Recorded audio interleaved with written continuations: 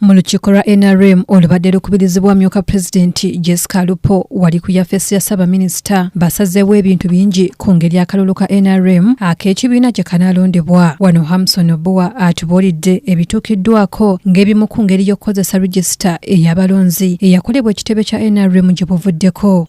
That we have received, discussed and adopted the report of the NRM Secretariat on the National Resistance Movement Voters Register and the National Resistance Movement Political Roadmap 2024 to 2027. 2. That we have received and discussed the presentation on tips on wealth creation mobilization. Signed Obuwa Dennis Amson. Akulira akakiiko ak'ebyokulonda mu NRM Tango Doi alaze ng'enteekateeka zino bwe zitandika mu mwezi guno. With a call for expression of interest. The call for expression of interest will go up to 30th April. Once we finish, we shall then have elections of the structure on May the 6th.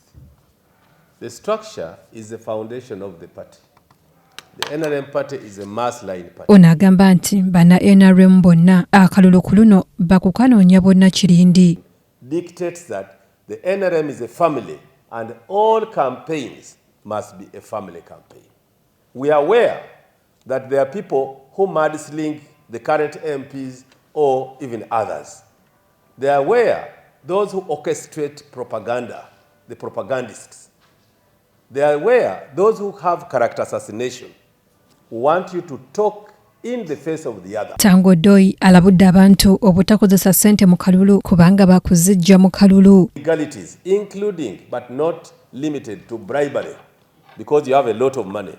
The NRM Electoral Commission that I now head for another term will disqualify you. And then you appeal to the party central organ in charge of discipline. It will be you to appeal. Me, I'll have disqualified you. Atenga balina obukadde bw'abantu 24 atenga abalonzi bali obukadde 19. This does not end. It is perfected every time. We expect that by July we shall have a register acceptable to the members, and if we can handle election free and fairly, there's no need for people to come as independent. So independent is not a choice. It is simply how we handle the election. Of course, there are also losers who don't want to be losers. I've seen petitions. Sebugenyi Joseph yakusakidde eggulire lino ku KTV amalindirire.